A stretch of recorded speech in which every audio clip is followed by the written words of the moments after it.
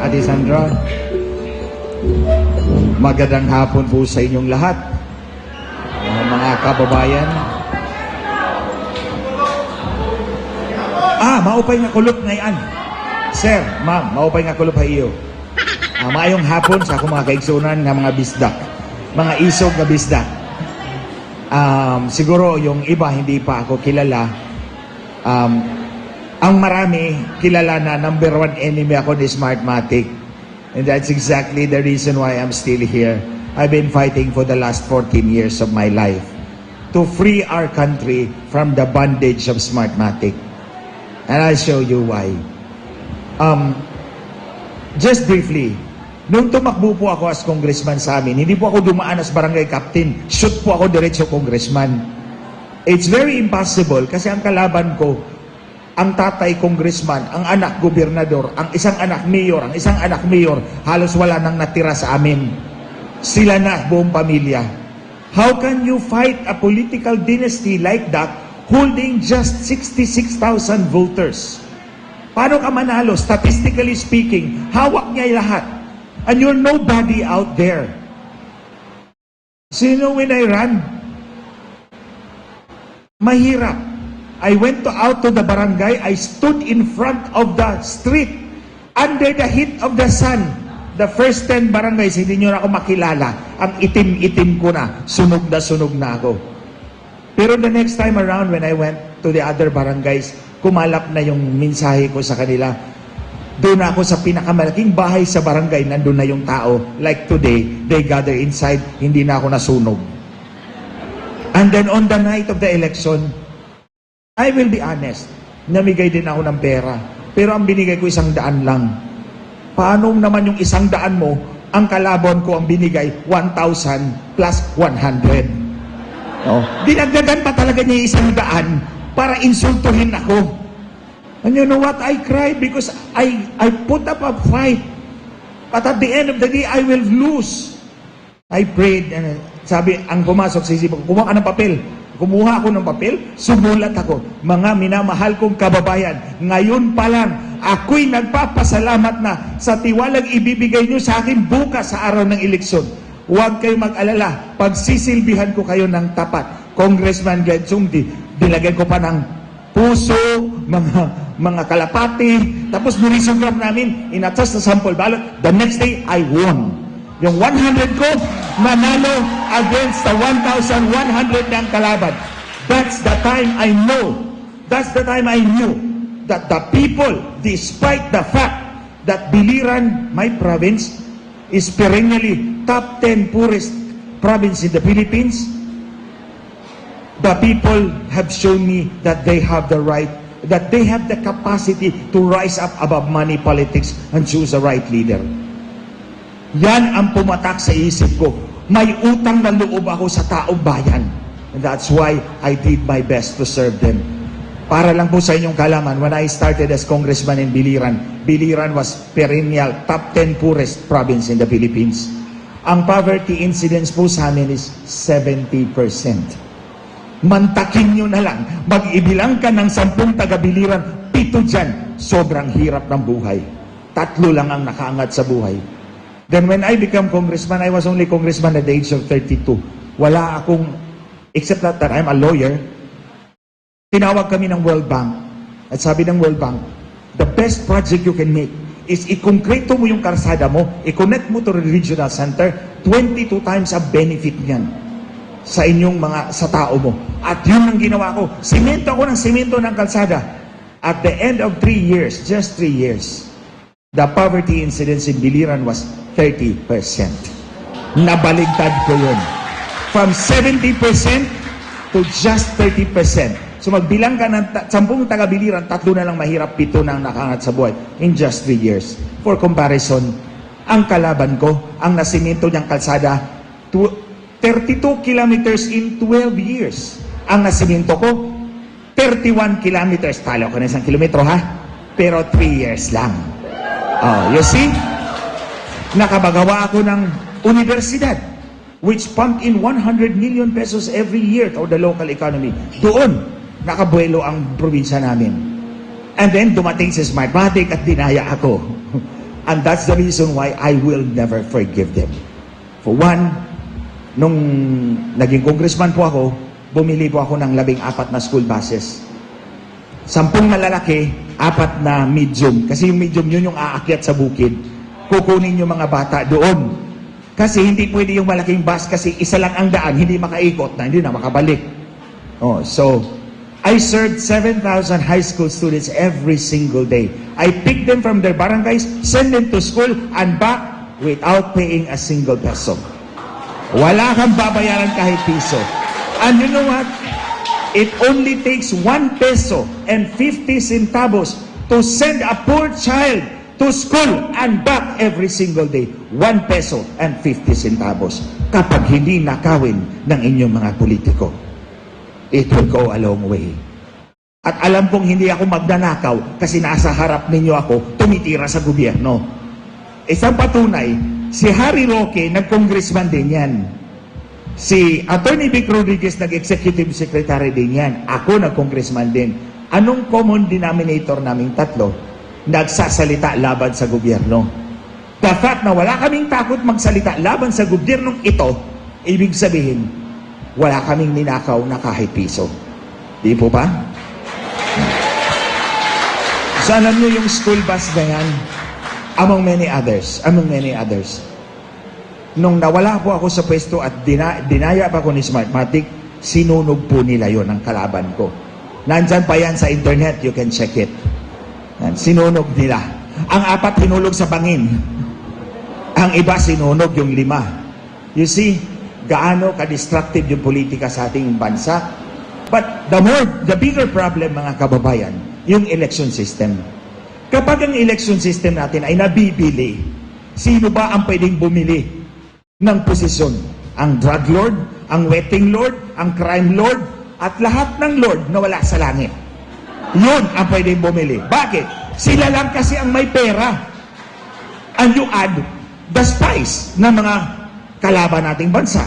We have a claim to Sabah in Malaysia. We have a claim to the West Philippine Sea with China. Oh, we are vulnerable to insidious machination by spies. Kasi nabibili yung ating election system eh. That's why I fought hard, tooth and nail. Hanggang pati personal aid ko nagsilbi sa akin for 12 years, pinatay na mga pulis. 20 of them. Pinakita ko nga sa mga nagkasama ko kahapon, nung ngipin ni Richard, 4 dito. Kalahati na lang ang natira. Nilagari nila. And I'm fighting the police until now.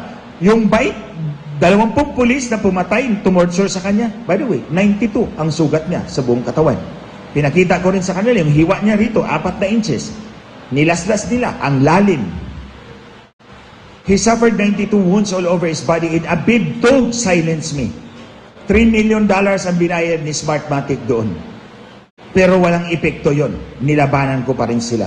Because the lives of more than 110 million Filipinos are at stake. Kasama tayong lahat doon. So, mula 2010 hanggang ngayon, for 14 years, I kept fighting to free our country from Smartmatic. Without you actually knowing it. Without me actually expecting anything from you. But the fact that I'm a Filipino, obligasyon ko yan. I don't expect anything from you in return. Basta pinaalam ko sa inyo, I'm fighting this hanggang umabot ako dito sa Maisog. Umabot din ako sa Houston. Kalaban ko si Smartmatic. Let me show you just an example. Kung makita po ninyo, ito revision report po ito. Balota po itong binuksan talaga ng House of Representatives Electoral Tribunal, certified true copy po ito, ha? Sa likod po nito, sa baba, nakalagay kung ano ang estado ng mga balota. Nakasilyo, malinis, walang kaliskis ng isda, walang upos ng posporo, ng sigarilyo. Sa ibabaw, nandito yung resulta. Sabi ng makina, si Congressman Villafuerte, 163. Sabi ng makina. Nung binuksan yung balota at binilang, ang balota pala niya ay 382. Oh. Sabi ng makina, 163 lang ang nakuhang boto ni Congressman Luis Villafuerte, Camarines Sur. Sabi ng HRET, hindi. 382 ang kanyang balota na may shade na Villapuerte. Sa makatuwid, binawasan si Congressman Villapuerte ng 219 votes. Ang kalaban, ano namang sabi? Sabi na makina ang kalaban, 265 ang boto niya. Nung binuksan ang balota at binirang, 97 lang pala. O, dinagdagan ang kalaban ng 168. Si Villapuerte binawasan ng 219 votes, ang kalaban dinagdagan ng 168.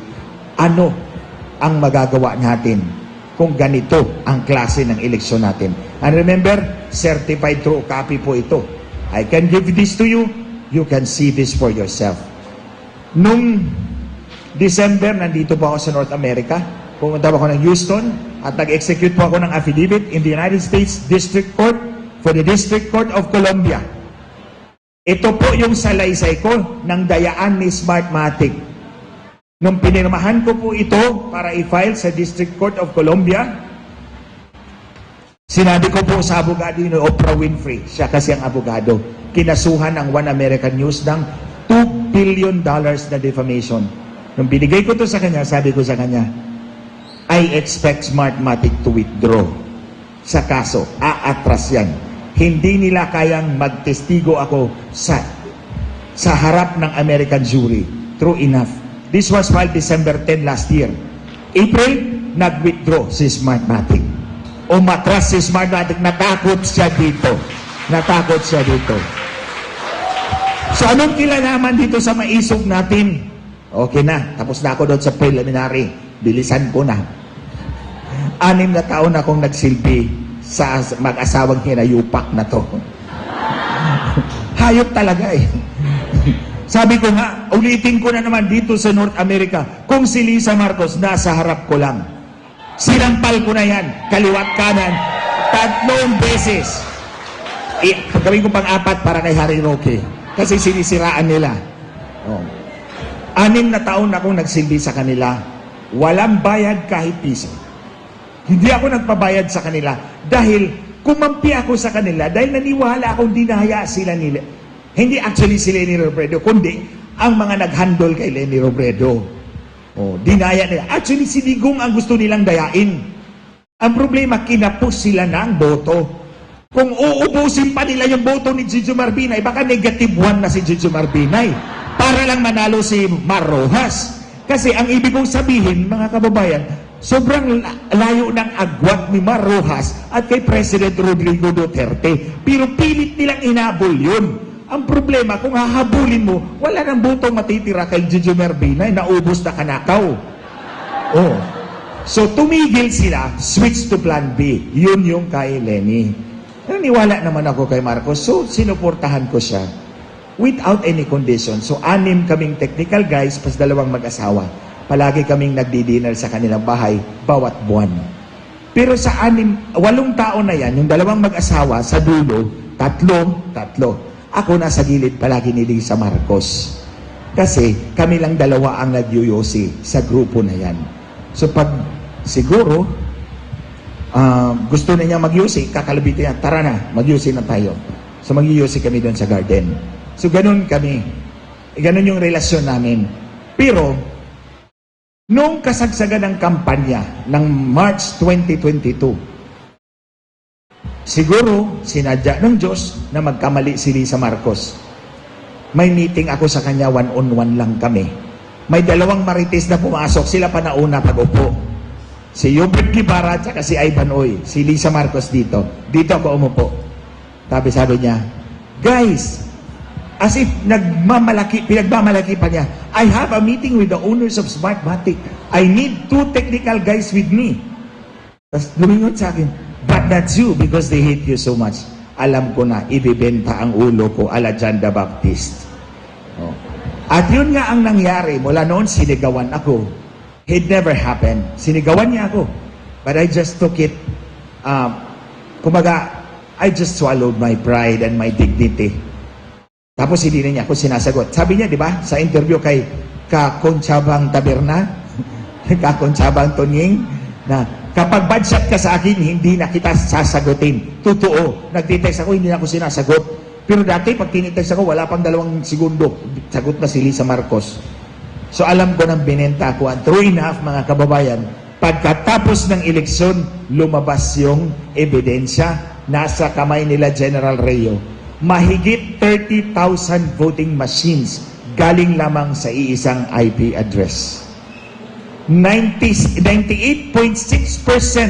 of all precincts in Metro Manila came from only one IP address. The same IP address in 96.5% of precincts in Cavite and 86% of all precincts in Batangas. Anong common denominator ng Metro Manila, Cavite, Batangas? Vote-rich places. Madaling humatak ng boto, madaling magnakaw ng boto itagdag. And this is what happened. Sa totoo lang, I concede, nanalo naman si Marcos. Nanalo siya, pero ang boto niya, hindi lumagpas ng 24 million. Yung kay Inday Sara na 32 million, totoong boto yan ni Inday Sara. Bakit? Totoo yan. Kayo yan. Kayo yan, 32 million. Pero, kasi si Lisa Marcos ayaw niya kay Inday Sara. Simula't-simula pa lang. Dinamit lang talaga nila si Inday Sara para bumaba, mag-vice president at manalo si Bongbong Marcos. Believe me, nandun ako sa headquarters araw-araw.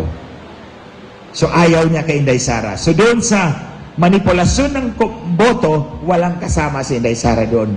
Bakit? Ano bang gusto nilang mangyari? Alam nila na mabigat na kalaban si Leni Robredo kasi incumbent vice president, hahatak din ang boto. To that extent, mababawasan ang boto ni Marcos Jr.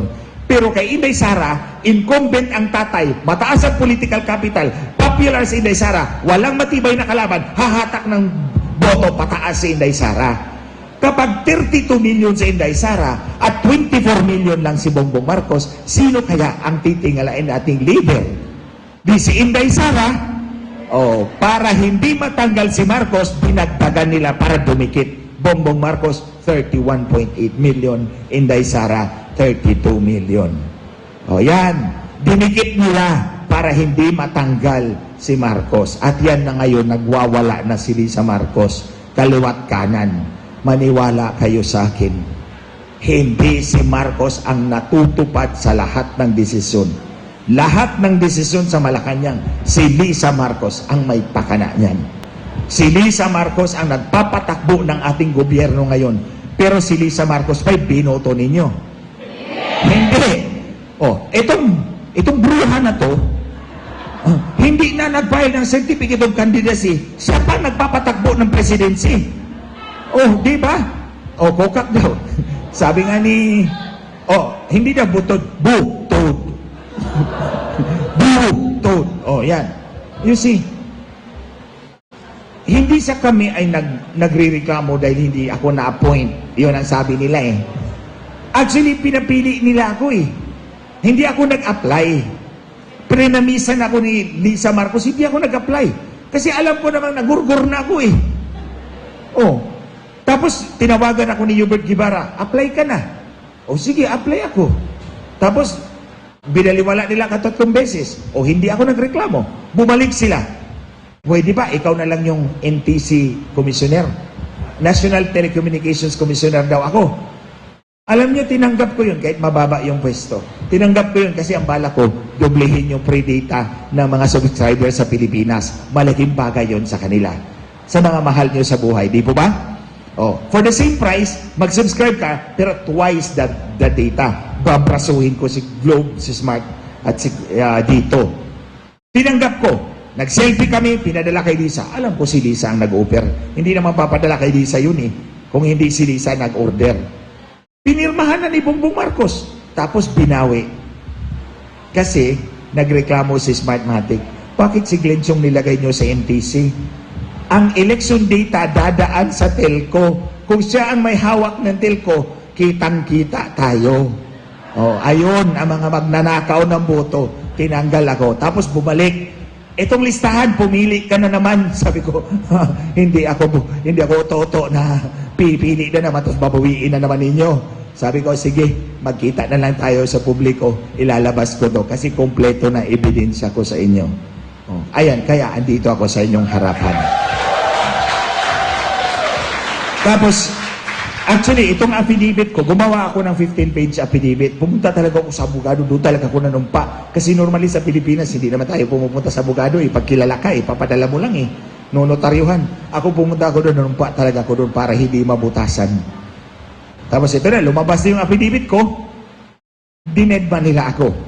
But, God opened a big door dito sa Maisog. Tinawagan ako ng Maisog Executive Committee. Sabi nila, pwede ka pa magsalita? Sabi ko, oh, sure. I'll do it anytime. So, ayun na. Nagsalita na ako sa Davao. Pag uwi ko na Manila, ayun na, may disbarment case na ako. Pinapatananggalan na ako ng lisensya. Oh. Tapos, pagdating naman sa Tago, Cebu, ganun din. Pagbalik ko ng Manila, may pangalawang disbarment case na ako. Oh. Pag sa Tagum, sinabi ko bukas, pag uwi ko ng Manila, meron akong disbarment. Pag uwi ko nga ng Manila, nandun na naman pangatlong disbarment. Nung sa Dumaguete, sabi ko, bukas, sigurado ako, may disbarment na naman ako. Bukas nga, nandoon ang server ng Supreme Court sa gate ko, nagre-ring na, pang-apat na disbarment mo. Pero pinapakita ko kay Lisa, hindi ako takot sa disbarment mo. Katunayan, sabi ko nga pa sa kanya, susunugin ko yung certificate mo ko sa harap mo para makita mong wala akong kinatatakutan, pati mukha mo, hindi ako takot. Oh. That's a small price to pay, ladies and gentlemen. You know, kaya ko kwento sa inyo yung pinagdaanan ko until today. Mahaba na yon pinagdaanan ko until today. I don't know what keeps me going. I don't know where I took my courage to fight. But all I know is that I'm fighting for every Filipino out there. Because that is our obligation. That is my obligation as a citizen. Siguro naman kung kayo rin ang nasa kalagayan ko, you may also find the courage to stand and speak up. Kasi kung hindi, para tayong isang barko lang, mga kababayan. Isang barko lang ng MB Republika ng Pilipinas. Ang presidente, ang kapitan natin. Lahat tayo, kayo at ako, si Harry, nasa steerage tayo. Third class passengers lang tayong lahat. Ang first class passenger, yung mga bilyonaryo. Sila yung may access sa life rafts. Sila yung may salbabida, tayo wala. Kung pababayaan natin yung ating barko na lumubog, tayong lahat lulubog. Di po ba? Kung pababayaan natin ang ating kapitan ay bangag, at nagbabangag-bangagan doon sa pilot house, ano kaya ang kinabukasan ng bawat Pilipino? Ito, speaking of bangag, natandaan nyo si Peter Lim? Yung kumpadre yata ni President Duterte na pinakasuhan niya because of drugs. Last October 2023, na-dismiss po ang kanyang kaso. Nag-withdraw ang fiscal information. Yung information niya, ito yung criminal charge sheet. Final yan ng fiscal, nagkaso. Withdraw ng fiscal ang charge sheet, ang information laban sa kanya. Inaprobahan ng korte. Alam ko, at Harry, correct me if I'm wrong, the fiscal will not withdraw the information kung walang order ng Secretary of Justice. The alter ego of the President. Nakawala si Peter Lim. Wala na siyang kaso. Quits. Kaya hindi tayo magtataka kung ang mga bangag parang sumbi ay dumadami na naman sa Pilipinas. Di ba? So anong mapapala natin, mga kababayan? You know, at risk to our lives, we come here to tell you about these things that are happening out there sa bansa nating minamahal. I know whether you, even if you are physically here, your heart is with your country and your people. Lahat naman tayo nangangarap na pag-uwi natin sa Pilipinas. Ang ganda ng airport natin, di po ba? Hindi yung pagdating ng aeroplano, makikita mo ang mga shanty. Sabi pa ng sekretary ni Marcos, itinatapo natin yung mga mahihirap. Di ba, natanda nyo yun, sinabi niya? That's a deliberate choice of words. Maliit ang pagtingin nila sa mga Pilipino. That's what you get when you have a corrupt election system, kapag si Marcos, alam naman ni Marcos na dinaya niya yung eleksyon, dinagdagan niya yung boto niya. Wala siyang utang na loob sa atin. Walang utang na loob ang politikong ganyan. Magbabayad lang kasi pera lang eh. So anong gagawin natin? We have to rise up. You know, I don't know. This is a democratic space, Canada. The authority of government emanates from the people. Sounds familiar? Oh, di ba? The authority of government emanates from the people. What's the proof? The proof is we hold regular elections. That is the biggest proof that the authority, the political authority of government emanates from every one of us. Tinatanong tayo kung sino ang uupo doon to carry out the mandate for the good of the people. So yung mandato na yan, galing sa atin yan. Anong gagawin natin? Babawiin uli natin sa mga magnanakaw. Let's take back our future, our hopes, our dreams, our country, our people. Bawiin natin yan because they don't deserve it. We deserve a better government. A government that cares, a government that loves, a government that's efficient. Hindi magbangag-bangagan. And I'm sure you will find out one day soon how a bangag looks like. Kung bangag talaga. No? It's not in my hands. Wala po sa akin yun. Nandito sa kasama ko sa likod. Nandito. Wala po sa akin na lilinawin ko, nandito sa kasama ko sa likod. So, makita nyo, napanood ko na.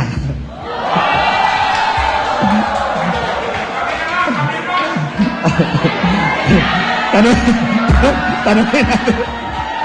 Anyway, mga kababayan, I'm very grateful for your time to come here. You found the time to come here and listen to us. Because we cannot go on a fight if we do not know exactly what we are fighting for. Di po ba? It just so happens, si Harry, ako, si Attorney Vic, we're on the front lines. Pag sabi nyo, sulong mga kapatid! Tapos kami lang pala ang susulong. Mas mainam. And you will agree, mas mainam na kasama nyo, namin kayo, sa gilid namin, sa likod namin, marami tayo. To make sure we will win. What I'm sure, mga kababayan, mananaig ang taong bayan. Evil will not last, no matter how powerful it is. Look at that in Germany. At the end of many years, it fell, it crumbled, and the people ultimately won. God ultimately wins. That's what I know. So yun lang po ang i-share ko sa inyo. Sana po, ito mga senior po namin sa inyo, maipakalat po natin sa ating mga kababayan sa Pilipinas. Because to fight a war, to wage a war, we need to know exactly what we are fighting for. Ang palagi kong sinasabi, mga kababayan, na ako'y tumakbo, ang kapangyarihang mabago ang takbo ng ating buhay ay nasa ating mga kamay. If we choose wisely, we will reap the benefits of a good choice. If we choose wrongly, we will all be led to perdition. So sama-sama po natin bawiin ang ating kinabukasan. Pag-uwi po ninyo, remember your children. Yung mga maliliit yung mga anak, maliliit yung mga apo, they cannot speak for themselves today. They cannot fight for their rights today. Sino ang lalaban para sa kanila? Who will speak for them? Si nanay, si tatay, si ate, si kuya, si lolo, si lola. Whether in the Philippines or in Canada or elsewhere around the world. Maraming salamat po.